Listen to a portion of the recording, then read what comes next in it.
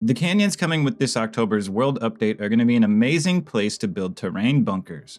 These might look like regular old bases, but they all feature terrain bunkers hidden inside of them, which utilize the steep hillsides that are found everywhere inside these new canyons. And if you're a skilled enough builder, you can put multiple of them together like you see here. This is the main type of bunker, which is the easiest to build from, and it's just 3 triangles with a roof facing inwards and a single door frame on one side with a twig foundation below it that you can expand into pretty much any base design. And I'm going to show you how I was able to squeeze my own base design inspired by Crow's 2x2 into this tight space surrounded by these canyon cliff sides. These areas have insane hills everywhere, and you're going to want to find one that has quite a bit of an open space behind it and place a twig foundation as far into the ground as you can, while still being able to build the other 2 triangles to the side of it. You'll notice that these 2 triangles right here are fully under the ground, and you cannot see them once you place a roof on top of it at all. The only roof we're interested in keeping here is the centerpiece. On the other 2 triangles, we're going to treat them as honeycomb, except for this side, which is going to have a single door frame,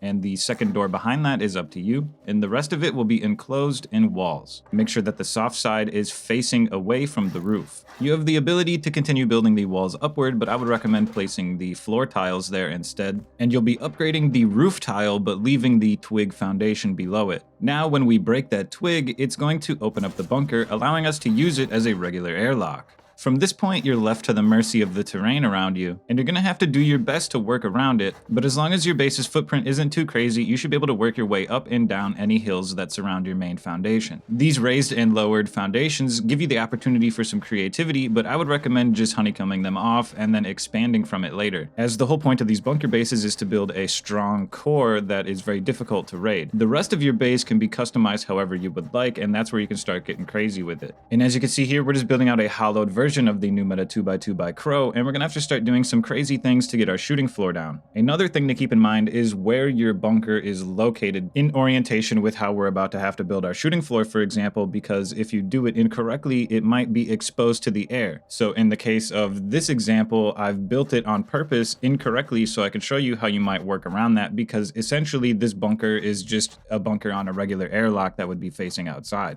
And once we start building out our shooting floor, which is detached from our base for this build, you can see how I've oriented my entrance to the base incorrectly. It should have been on this side and the side opposite to this, because the only 2 spaces available for the shooting floor is where I put the entrance with the bunker. So if I would have put my bunker on this side, I could just place that square foundation raised, but now I'm going to have to build something around it which leaves a gap because of how the shooting floor on this floor plan is. These are the types of things that you're going to have to think about when building these creative bases, or when you're trying to fit a specific base in an area where it doesn't usually fit, since you'll be freehanding the initial foundation for the bunker, which then forces you to work around the terrain, and you're going to get slightly different results every single time you build the base. Even though the canyons are a static monument type of thing, it's still going to be a little bit random because of you having to freehand that initial foundation. And you'll notice in this specific design, it's perfect for this type of thing because we have the option to connect our shooting floor directly to the base, but on the other side, we were able to squeeze an external TC in there and connect it. So not only were we able to get our shooting floor up, we were also able to squeeze an external TC in there. And this is just one example of how you can take a pre-existing base build, customize it, add a bunker into it, and fit it inside of these new locations that are going to be coming out next month. And of course, there's always the option, which usually ends up being the most fun, to just go crazy and build however you feel like. And this base here, which I built and threw together randomly like I would on a normal server, is probably over 100 rockets to raid. I've got a normal airlock, which comes into an oil refinery, our bunker, which leads into the core of our base, and from the inside, you can see I've got a shooting floor on the side where honeycomb would usually be in case anybody blows through that wall. And when you open the bunker, you just use the base as you normally would any other. And since these canyons have such crazy steep cliff sides that are close together, we're able to combine multiple of these terrain bunkers. As you can see here with this one that's pushed up against the side, but is still connected to our initial terrain bunker. And this is where we're placing our TC in this base. And also, since you have to build around it kind of weird, you have this area that you can go into during an online raid where you could hide. And you've also got the option to climb back up it and defend from a weird angle, as well as completely seal yourself in if it comes to that. If we continue tearing this base apart, you can see how I've connected the two terrain bunkers together, and if I oriented it just a little bit more correctly, I could have placed another roof bunker on the other side. Meaning in areas like this where we've got 3 hills right next to each other, you could potentially have 3 or more bunkers inside of one single base. And if you had these bunkers fully upgraded to armored, that would be 45 rockets, just on this tiny little footprint. I will say, however, if you go around building these roof terrain bunkers all throughout these canyons, you're a scumbag.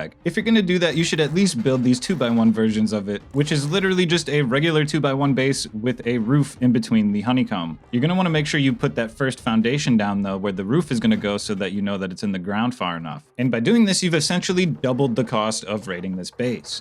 You're also able to replace the bunker from the inside as well as the outside, so you could seal it off every time that you leave your base. Something to keep in mind though is I think I made a mistake here, as I forgot to test if you can replace the roof down once you've placed a raised foundation, as you see here on the outside of it. I'm pretty sure you cannot do that, so if you have to place a raised foundation in front of your bunker, it's not going to work. These types of terrain bunkers are also going to be extremely useful when building on the new rock formations that are also coming in next month's patch. There's still a few more weeks and a bunch of things that will probably change before then, but I highly doubt anything will change in association with the terrain bunkers. That's all I got for you guys today. Leave a comment down below with your thoughts about these terrain bunkers in the canyons. Leave a like if you enjoyed the video, leave a dislike if you didn't, and join my Discord if you haven't yet already for the Crucible Grounds, which is a Rust event that I've been developing for a few months, and I finally got some help on it, and we should be running our next event in about a month. There's going to be some details posted in there soon, some new trailers and clips of all the custom plugins that we're building out, and you don't want to miss out on all of that before then. Which also means I'll finally have some new footage for these trailers that I put at the end of my videos. I'm sure a few of you have seen them if you stick around to the end, and if you do,